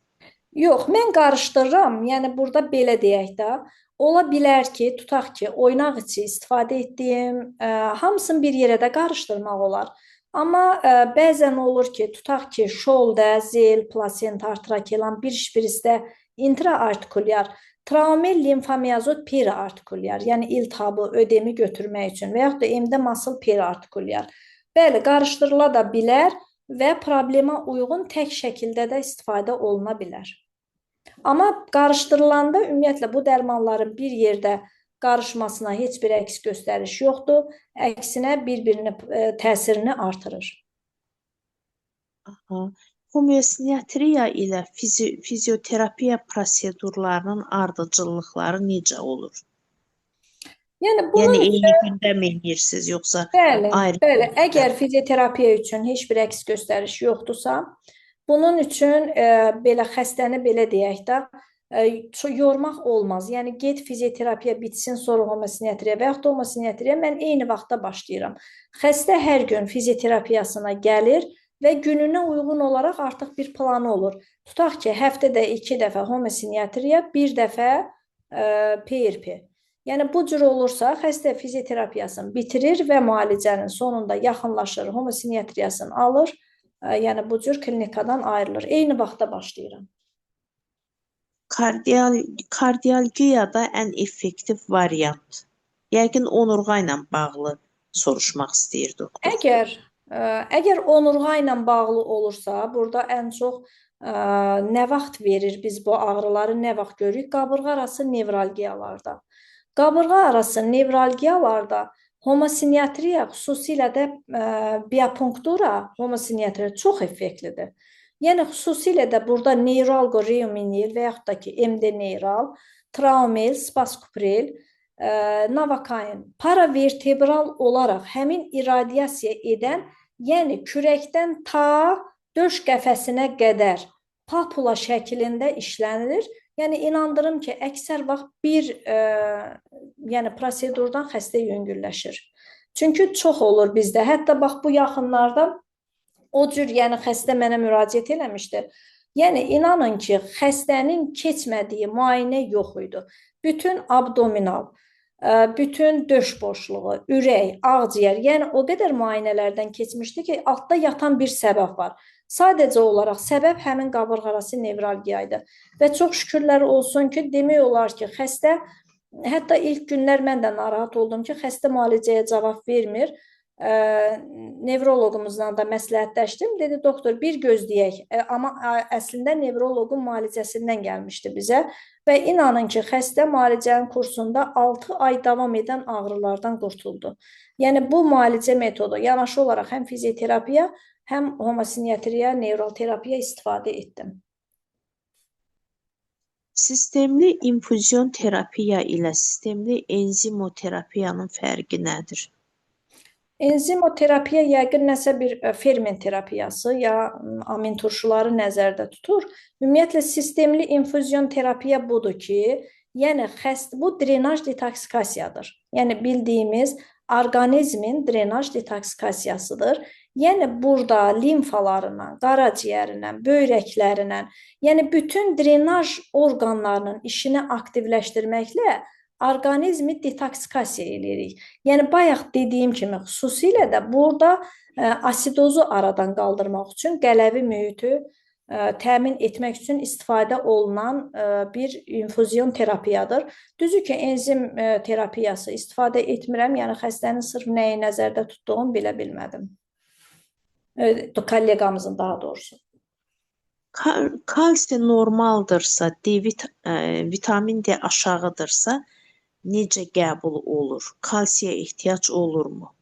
Əgər kalsi qanda normaldırsa, sümükdə çatmırsa, bu zaman baxmaq lazımdır ki, kalsiumun deməli sümüyə sorulmasında bir problem var.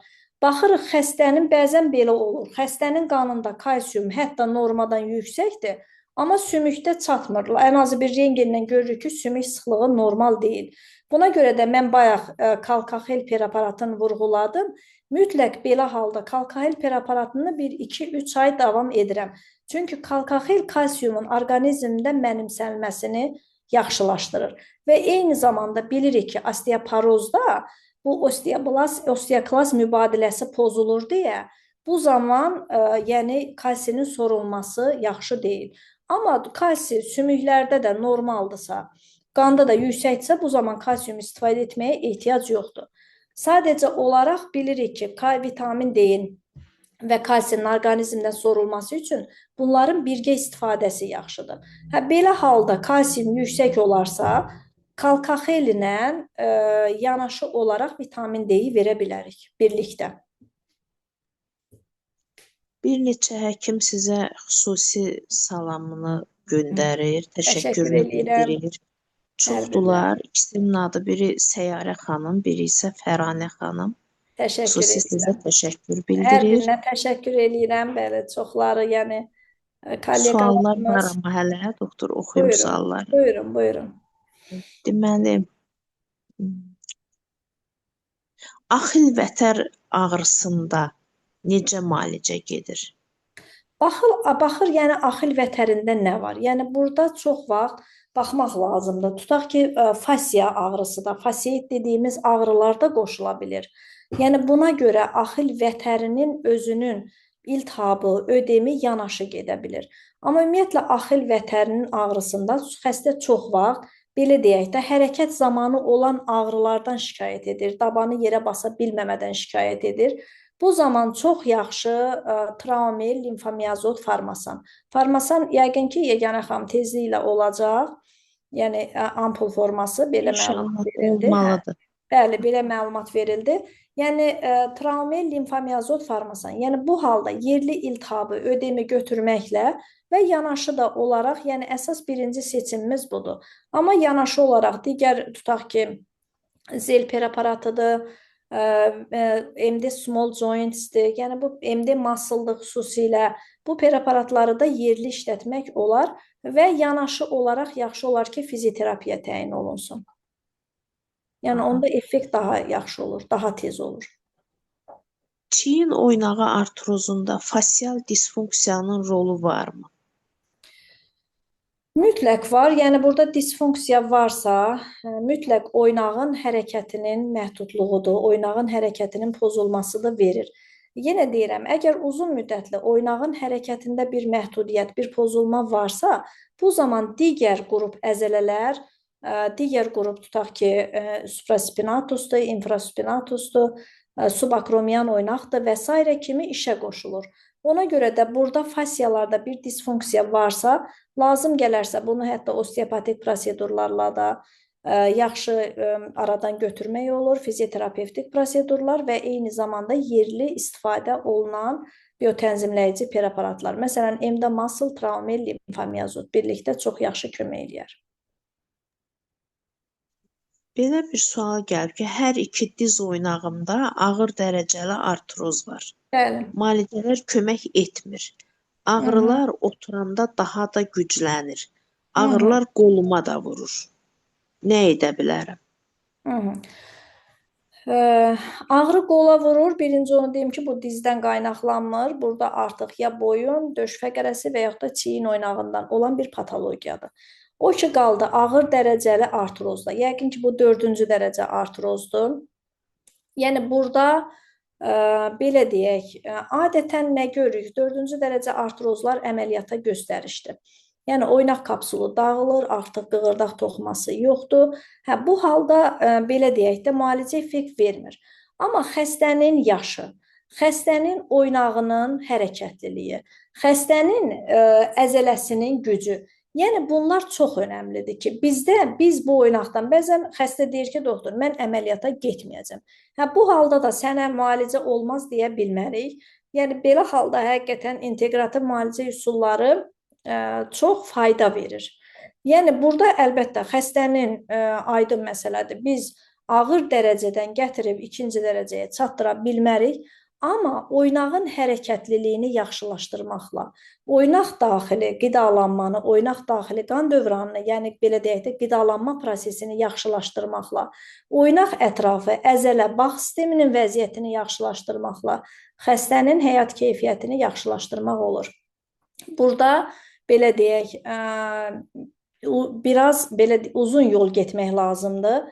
Yəni, ilkin olaraq tutaq ki, uzun yolda, yəni xəstə tutaq ki, daimi ora aylarla gəlmir. Ən azı 15-20 gün, hər gün, sonra ayda bir dəfə, 2 aydan bir, yəni dəstəkləyici terapiya kimi. Yerli vurulan intraartikulyar MDK-ni, kartilaqa, zel, plasenta, artrakelan, traumel limfomiyazot seçici olaraq. Yəni, bunlar çox faydalıdır. Yanaşı dediyim kimi PRP terapiyası, lokal azon, sanakin terapiya, yəni burada bir kompleks müalicə lazımdır və mütləq fizioterapiya, reabilitasiya. Yəni bununla xəstənin həyat keyfiyyətini yaxşılaşdırmaq olar, mümkündür.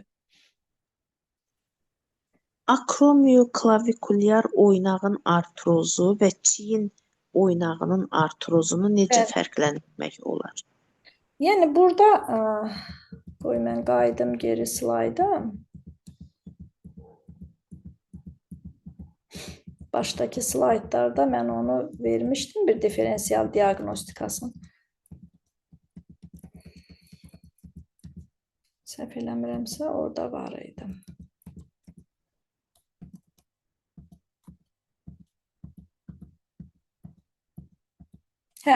Baxın, burada ən azından, burada görürükmü Yeganə xanım? Slayd görünür də, düzdür?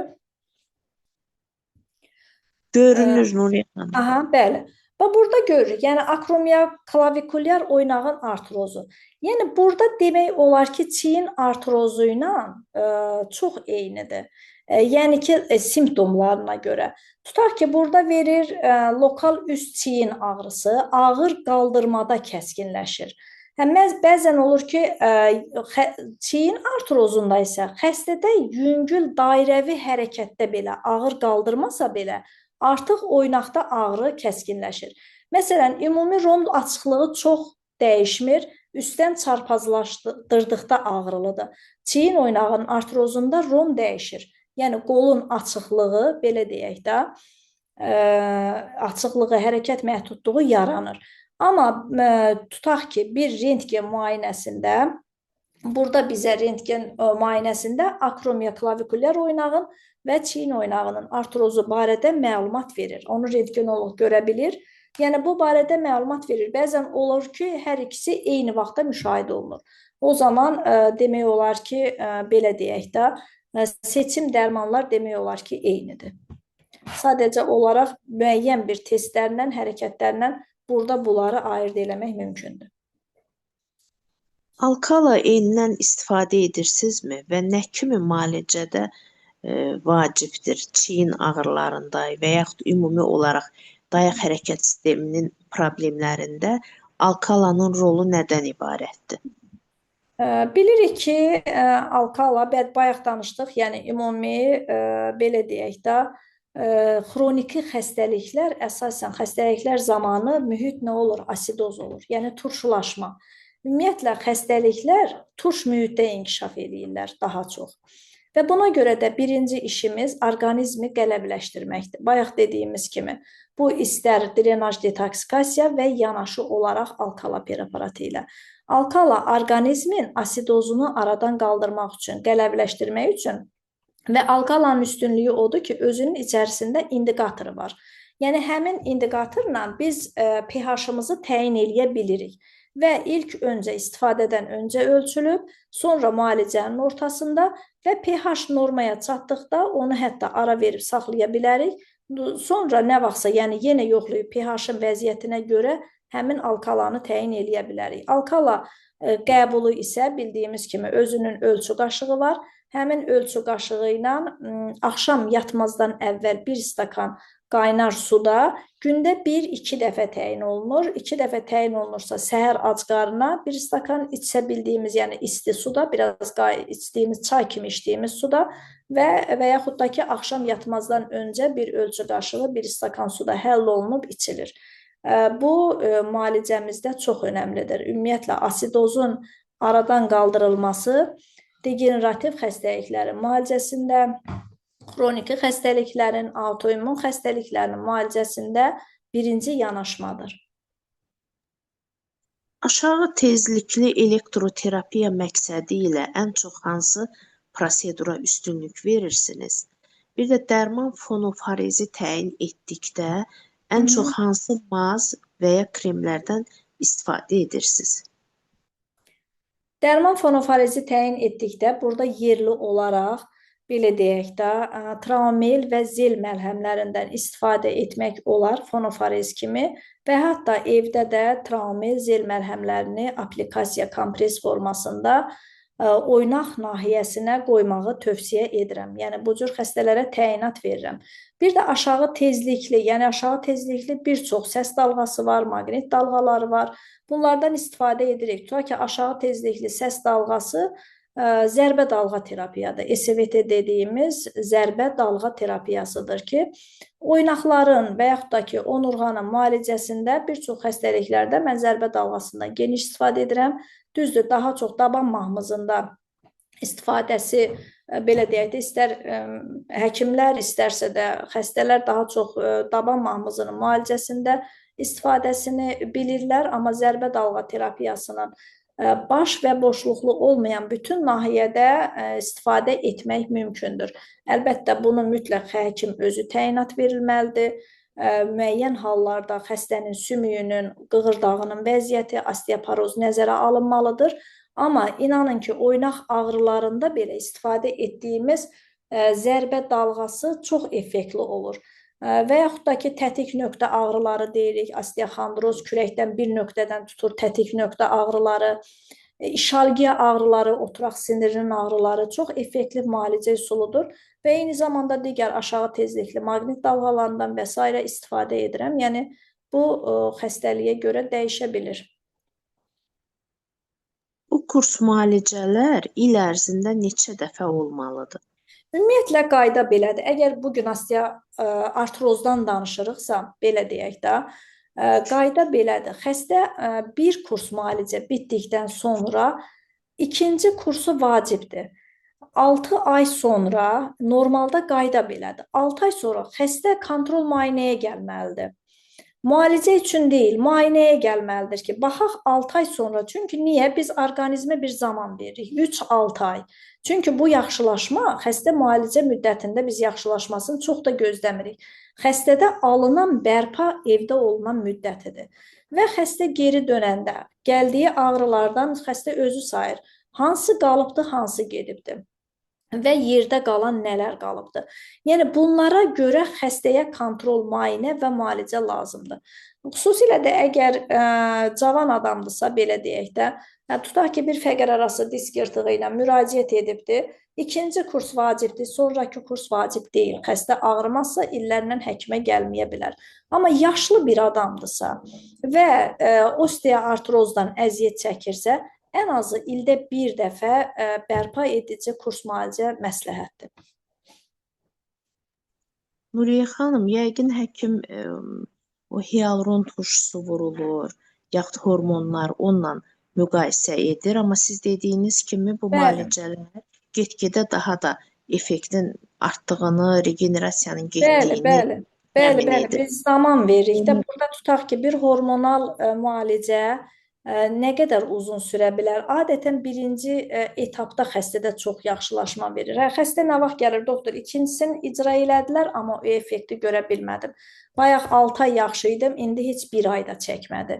Yəni artıq bundan sonra digər müalicə üsullarını axtarmağa başlayır.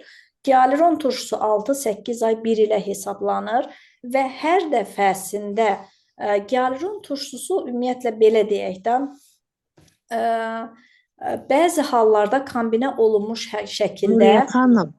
Nuriyə xanım, istəyərdim ki, elə o məğzini burada biraz da açıqlayasınız. İndi burada hər cür bizə yeni qoşulan həkimlər də var.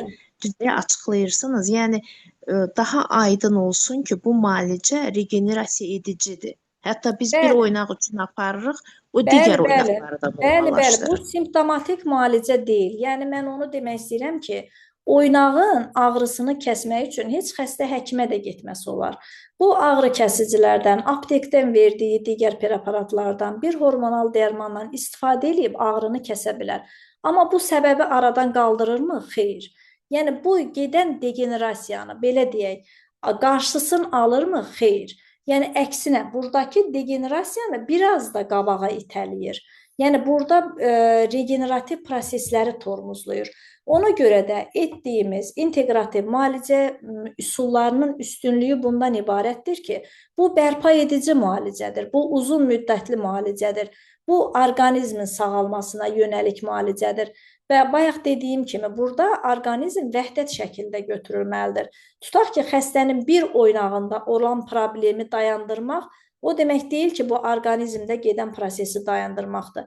Yəni, əsas məqsəd orqanizmdə gedən prosesi dayandırmaq, degenerasiyanı dayandırmaq, orqanizmin öz, belə deyək, resurslarını artırmaq, immun sistemidir, digər qabiliyyətini və onun hesabına, belə deyək, orqanizmin verdiyi bizə həmin artırılmış resursların hesabına, üstə gəlb etdiyimiz regenerativ müalicənin hesabına həmin regenerasiyanı əldə etməkdir. Yəni, birinci məqsəd degenerasiyanı dayandırmaqdır. Əgər biz bu prosesi dayandıra bilmiriksə, burada regenerasiyadan söhbət gedə bilməz. Ona görə də üstünlük budur ki, bəzən belə deyək də, hətta özüm də işçilər soruşur ki, doktor, xəstələr sağalmır ki, dönüb yenə bura gəlirlər, bəs nə yaxşı dönüb gəlirlər? Deyirəm, xeyr, əgər xəstə bu müalicədən fayda görməsə, heç vaxt dönərək bura gəlməz. Yəni, inanın ki, xəstənin klinikanın tək mənə aid deyil, digər həkimlərinə də elə xəstələr var ki, artıq 10 ildir o klinikaya gəlib gedirlər. Bu o demək deyil ki, o xəstə sağalmadı. Xeyr, sadəcə olaraq xəstə oradan fayda gördü, buradan bərpa gördü. Yəni, yaxşılaşma gördü və bildi ki, bu müalicəni davam eləmək lazımdır. Yəni, burada sadəcə olaraq etdiyimiz, bunu biz demirik, artıq belə deyək də, doktorlar da bilir ki, artıq dünya regenerasiya axtarışındadır. Niyə kök hüceyrə, niyə digər inyeksiyalar? Yəni, bunları belə deyək də, axtarmaqda məqsəd həmin regenerasiyanı əldə etməkdir. Yəni, buna görə də birbaşa inteqrativ tibbi müalicə üsullarını istifadə ediriksə, burada uzun müddətli biz nəticəni gözləyirik. Və buna görə xəstəni biz ən azı bu cür degenerativ proseslərdə ildə bir dəfə kontrola çağırırıq və vacib deyil xəstənin ilk birinci, ikinci seansındakı toplu müalicə təkrar olunsun.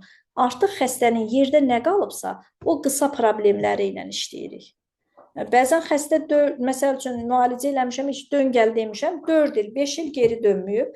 Gəlir ki, doktor, 4 il öncə dizimi müalicə eləmişsiniz. Deyirəm, diziniz ağrıyır, dizinizə gəlmişsiniz. Deyir, xeyr, çiynimdə ağrı başladı və düşündüm ki, yəni sizin yanınıza gəlim. Heç belə də olur ki, xəstələr yaxşılaşır, dönüb gəlmir. Bunu hər bir kolleqalarımız bilir. MD-NEC inyeksiyasından həmən sonra fizioterapiya olar? Mən adətən, əslində olar, belə bir əks göstərişi yoxdur. Amma mən adətən inyeksiyaları fizioterapiya prosedurundan sonra icra edirəm. Xüsusilə elektroterapiya. Reabilitasiyadan sonra o qədər də deyil, yəni xüsusilə də elektroterapiya prosesindən sonra icra edirəm. Əgər orada həmin qarışıma Novokain də qatmışamsa, o zaman daha yaxşı olar ki, o afferent-efferent yolların blokadasını qısa müddətli olaraq blokad etdiyinə görə yaxşı olar ki, fizioterapevtik prosedurlardan sonra icra olunsun. Amma öncə də icra olunması bir problem yaratmaz. Sadəcə olaraq iynə yerindən bir toxumadan qan gələ bilər. Bəlkə hər hansı bir fizioterapevtik prosedur eləyirsiniz ora. Məsəl üçün, mən vakum terapiya falan lazım gəldikdə təyin edirəm. O halda yaxşı olar ki, öncə fizioterapiya, sonra homosinetriya və yaxud da ki, biopunktura. Çiyin oynağı artrozu olan xəstələrdə kəskin və xroniki ağrıların fərqli patofiziologiyası nədir və müalicə yanaşması buna necə uyğunlaşdırılmalıdır? Kəskin ağrılar adətən nə vaxt olur? Daha çox travmatik olur. Yəni, xronik ağrılar dediyimiz degenerativ ağrılardır, xüsusilə yaşa bağlı, qığırdaqların degenerasiyası, subxondral skleroz, avaskulyar nekroz və s. kimi hallardır ki, bu artıq xroniki, hər hansı bir xəstənin revmatoid artrit və yaxud da ki, septik artrit və s. digər xəstəliklərindən qaynaqlanan bir problemlər ola bilər. Amma kəskin çiyin ağrıları daha çox travmatik, belə deyək də, birdən alınan tərs bir hərəkət, əzələnin gücü çatmayan bir yükün götürülməsi və s. hallarda meydana çıxır. Əlbəttə, kəskinlə xroniki halın müalicəsi fərqli olacaq. Xronik bir xəstəliklərdə mütləq biz drenaj detoksikasiya, belə deyək, immunomodulyasiya, digər belə inteqrativ tibbi müalicə üsullarını istifadə edə bilirik. Edirik osteopatiya, fizioterapiya, belə deyək, reabilitasiya, digər homosinetriya, biopunktura. Amma xəstə kəskin çiyin ağrısı ilə gəlibsə, tutaq ki, lap bir hər hansı bir impingementdir, bir sıxılmadır və s. kimi, bu zaman birinci növbədə yönəlik olmalıdır həmin ağrının götürülməsi, xəstə kəskin vəziyyətdən çıxsın. Yəni, bu qısa müddətli müalicə ola bilər. Bir fizioterapevtik prosedur verdim, xəstəyə bir fiksasiya elədik, sakitlik vəziyyət yaratdıq, oynaq ətrafına MD muscle, traume, limfomiyazot istifadə etdik, buz kompresi, mütləq kəskin hallarda istifadə etdiyimiz üsullardan biri də buz kompresidir və s. kimi istifadə etdik, xəstə vəziyyətdən çıxdı. Burada bir xroniki, degenerativ, davam edici bir hal yoxdursa, xəstə uzun müddətli müalicəyə ehtiyac yoxdur. Belə bir sual gəlib, doktor, məndə humeroakromial impingement var, supraspinatus tendonu ödemli və humerus başı ilə birləşdiyi yerdə 9 mm hissəvi yırtıq var. Bu problemdə əməliyyat yoxsa bioloji üsulla müalicə varmı? Əməliyyata göstəriş üçün, belə deyək də, birinci tam qopma, tam cırılma, burada yəni doğrudan da bizim bərpa edəcəyimiz bir şey olmur. Bu əməliyyata göstərişdir. Əməliyyata göstərişlərdən biri də xəstənin qolunun açıqlığıdır. Əgər xəstə öz qolunu tam açıb yuxarıya, yana, arxaya doğru hərəkət edirsə, bu zaman xəstəni müalicəyə götürmək olar. Amma xəstə qolunu qaldırır, bir yerdən sonra gücü çatmırsa və özün qaldıranda xəstənin qolunu tam açırsan, Burada bir əməliyyatdan söhbət gedə bilər. Yəni xəstənin qol açıqlığının önəmi çoxdur və tam qopma, tutaq ki, hissəvi qopma, hissəvi cırılmalarda əməliyyatsız müalicə etmək mümkündür. Amma yenə deyirəm, burada yenə xəstənin qol açıqlığının önəmi var ki, bu xəstə müalicəyə tabe olar ya yox. Aktiv hərəkətlərdə xəstə bildirir ki, çiyin oynağı aktiv hərəkətlərdə ağrılıdır. Həmin xəstədir. Aktiv hərəkətlərdə heç həmin xəstəyə bir müddət aktiv hərəkət olmaz. Əgər saydığı, belə deyək, problemlər varsa, orada biz birinci növbədə aktiv hərəkət vermirik. Yəni, xəstənin sadəcə olaraq kontraktura yaranmasın deyə bəzi izometrik hərəkətlər vermək mümkündür. Aktiv hərəkət xəstəni zorlamaq, gücə salmaq olmaz. Mastopatiya zamanı fizioterapiyadan nə olar, nə olmaz? Ümumiyyətlə, belə deyək də, artıq həqiqətən də fizioterapiya elə inkişaf edib ki, burada istənilən xəstəlikdə fərdi, individual yanaşmaqla fizioterapiya vermək mümkündür. Nə olmaz, şüa terapiyası işlətməyimiz məsləhət deyil, UVC, lazer xüsusilə. Yəni, şüa terapiyasından qaçmaq lazımdır. Yerli nahiyədə, tutaq ki, mastopatiyada diz nahiyəsinə müalicə eləyirəmsə, orada tutaq ki, bir tensdir, vakum terapiyadır, limfa drenajdır, ultrasəsdir. Bunların, hətta maqnit terapiyadır, istifadə olunmasında heç bir əks göstəriş yoxdur.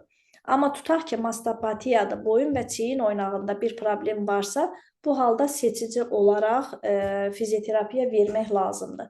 Yenə deyirəm, yəni şüa terapiyası olmadan digər müalicə metodlarını tətbiq eləmək mümkündür. Diz oynağı üçün 0,40-25 iynə yoxdursa, nə ilə əvəz etmək olar? Valla hazırda doğrudan özümüzdə biraz ucluqlardan əziyyət çəkirik, amma işlətdiyimiz sarı 2 qramlıq şprisin başı elə həmin ölçünü əvəz eləyir. Nuriyə xanım, intraartikulyar istəyir. Bəli, intraartikulyarda xüsusi belə elə 2 qramlıq sarı ucluqlar kimi steril tək şprissiz inyeksiyalar satılır. Yəni, onlardan istifadə eləyə bilər. Belə bir sual var. Bəzən MRT-də dəyişiklik böyük olur, xəstənin ağrısı az olur. Bəzən də əksinə. Siz müalicəni MRT-yə görə yoxsa xəstənin hissinə görə balanslayırsınız? Hər ikisi nəzərə almaq lazımdır, amma hazırda xəstənin vəziyyətini dəyərləndirmək. Bəzən çox düzgün sualdır. Böyük bir yırtıq gəlir, tutaq ki, xəstə az ağrı ilə gəlibdir, amma böyük bir yırtıq gəlir, hətta sekvestrasiya olunmuş yırtıq gəlir. Amma xəstənin heç bir parezi yoxdur, xəstədə ayaq itkisi yoxdur, ağrı kəsicilər istifadə etmir. Əməliyyata göstəriş olan bir yırtıq, yəni baxırsan ki, MRT-yə əsasən əməliyyata göstərişdir, amma xəstənin vəziyyəti onu demir. Mütləq xəstənin vəziyyətini dəyərləndirib. Düzdür, orada tutaq ki, sekvestrasiya var, bəzi şeylərə məhdudluq qoyuram, dartınmadır, sallanmadır. Nə ki, ona əks olar, onu vermirəm. Amma digər halda tam rahatlıqla elə yırtıq müalicəsi kimi xəstənin durumuna görə yanaşıram. Elektroforiz necə kömək edər? Hansı dərmanla və nə müddət? Hansı xəstəlikdə? Yəqin çiyin oynağının artrozu. Bəli. Yəqin ki. Valla, mən desəm ki, sırf çiyin oynağının artrozu, ümumiyyətlə artrozlarda elektroforizdən çox istifadə eləmirəm. Yəni, burada əsasən maqnitoterapiyadır, lazer terapiyadır, ultrasəsdir, tutaq ki, vakum terapiyadır və s. kimi digər müalicə üsullarından interferensdir, istifadə edirəm. Amma lazım gəldikdə elektroforizdən də istifadə eləmək olar. Tutaq ki, hansı dərmanlardan, yəni orada vəziyyətə görə dəyişə bilər. Tutaq ki, bir ödem ağrı varsa, navakain, kaliot istifadə eləyə bilərik ən azından. Amma, məsələn, fəqərarası disk yırtıqlarından karipazin, karipain və s. kimi preparatların istifadəsində istifadə edirəm. Xəstə müalicədən sonra özünü yaxşı hiss edir, amma 2 ay sonra ağrı qayıdır. Bu geri dönüşü nəyin yaratdığını necə müəyyən edirsiniz? Burada xəstədə mütləq anamnez toplamaq lazımdır. Yəni bəzən xəstələr özləri deyir, hə, avtobusdan düşəndə tutaq ki, diz müalicəsi eləmişik. Tərs düşdüm, bütün çəkimlə ayağın üstünə bir xırçıltı eşitdim. Ondan sonra ağrım başladı. Hə, düşdüm şəhər bazarı bütün günü gəzdim, dizim başladı şişməyə. Burada belə deyək də, bəzən xüsusilə də diz bud çanaq oynağının xəstəliklərində çəki bizim işimizə çox mane olur. Əgər yanaşı olaraq çəkinin azaldılması getmirsə, əlbəttə onu belə deyək də provokasiya edən, təkan verən amil yerindədir. O yenidən dönə bilər. Hə, tutaq ki, çiyin oynağıdır. Əgər tərs bir hərəkət olmursa, xəstənin ağrının geri dönməsi çox az faiz haldadır. Demirəm yoxdur, ola bilir. 3-5% hallarda xəstə bir 3 ay, 2 ay, 3 ay, 4 ay sonra həmin ağrıların olmasını deyə bilər. Yenə deyirəm, bu orqanizmdən asılıdır, orqanizmin yanaşı problemlərdən, xəstənin yaşı və s. kimi problemlərdən asılıdır. Amma əksər vaxt geri dönən proses tərs bir hərəkətdən və yaxud da deyirəm, aşağı ətrafların müalicəsində çəkinin azalmamasından təkrarlana bilər. Bir sual da gəlib, sözün düzü sualı özüm aydınlaşdıra bilmirəm. Üçüncü o isidici meridian var, Nuriyə xanım. Qaynoya Bağrıvətə. Yəni, orada deyir, siz deyən proseslər gedir, həkim soruşur. Hansı nöqtələr istifadə olunur? Yəni, traynoy belə deyək də, üçüncü meridianda, üçlü qızdırıcı meridianın hansı nöqtələr istifadə olunur? Yəni, burada... Bilməm, sualı belə verib ki, o meridianda proseslər gedir. Yoxsa bilmirəm, demək istəyir ki, siz deyən proseslər var. O meridianda hansı nöqtələr? Meridianlar belə deyək də, yenə deyirəm, oynağı əhatə eləyən, uzaq və yaxud da yaxın nöqtələr götürülə bilər. Üçlü qızdırıcı meridian da yenə eyni zamanda burada götürülür. Həmin meridian boyu xüsusilə də yuxarı ətraflarda ağrı, aşağıya, dirsəyə, mil bilək oynağına irradiasiya eləyirsə, o halda götürülə bilər. Yəni, yanaşı olaraq çiyin oynağına əhatə edən bütün meridianlar həm yerli, həm də uzaq nöqtələr götürülür. Tutaq ki, yoğun bağırsağın 4-cü nöqtəsi var ki, yuxarı ətrafın, belə deyək də, şah nöqtəsi sayılır. Boyun, çiyin, dirsək problemlərində həmin meridianın işlənməsi şərtdir. Amma burada, məsəl üçün, xəstənin arterial təzyiqi nəzərə alınmalıdır. Bəzi ora olunan prosedurlar arterial təzyiqi artıra bilər. O halda yoğun bağırsağın 11-ci nöqtəsini, bu dirsəkdə yerləşir, o həmin nöqtəni paralel götürür ki, yəni arterial təzyiqi tənzimləsin. Sonuncu sualı oxuyum. Onkoloji xəstələrdə zərbə dalğa terapiyası təyin etmək nə dərəcədə doğrudur?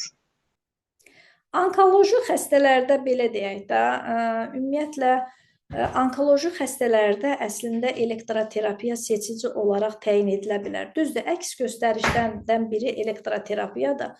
Amma bilirik ki, onkologiyada belə böyük bir fizioterapiya şöbəsi fəaliyyət göstərir. Bəzən həqiqətən də ağrının fonunda, ağrının aradan götürülməsi, belə deyək də, müəyyən xəstəliklərdə çox önəmli olur. Yəni, biz fizioterapevtlər olaraq onkoloji xəstələri müalicəyə götürməyə tərəddüd edirik. Çünki niyə? Bir çox hallarda xəstə, yəni istənilən halda əgər kəskinləşmə və yaxud da remisiya verirsə, birinci düşündükləri, yəni fizioterapiya olur. Ona görə də bir növ fizioterapevtlər onkoloji xəstələri götürməkdə tərəddüd edir. Amma nəzərinizə çatdırım ki, doğrudan da onkologiyada böyük bir fizioterapiya şöbəsi fəaliyyət göstərir və orada hətta onkoloji xəstələrin seçici olaraq fizioterapiyası aparılır. Mən daha çox istifadə etdiyim onkoloji xəstələrdə limfa drenaj aparatıdır. Çünki bilirik ki, limfa drenaj bədənə heç bir elektrik ötürmür, bu ancaq mexaniki təsirdir və rahatlıqla bunu işlədə bilirəm. Amma lazım gələrsə, tutaq ki, xəstədə hər hansı bir, məsəl üçün, dabanmamızı varsa, orada bu bilirik ki, aşağı tezlikli səs dalğasıdır. Qısa müddətli olaraq 3-5 seans işlətmək olar. Nuriyə xanım, soruşurlar ki, Göyçayda xəstə qəbul edirsinizmi? Bəli, hər həftənin 3-cü günü bilirik ki, yəni bioloji təbabət klinikasının xidməti maşını bir neçə ixtisas həkimləri, yəni biz Göyçay Bioloji Təbabət Klinikasında xəstə qəbul edirik.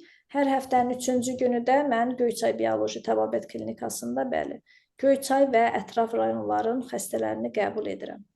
Göyçayda da Bioloji Təbabət Klinikasında, yəni belə deyək, Bakıdan geri qalmayan çox da yaxşı bir fizioterapiya şöbəsi fəaliyyət göstərir və xəstələrin tutaq ki, prosedurlarını təyin edirəm və eyni zamanda həftədə bir dəfə həmin xəstələrin prosedurların icra edib kontrol müayinəsini edirik. Nuriye xanım, telefon nömrənizi deyin, onu da yazım.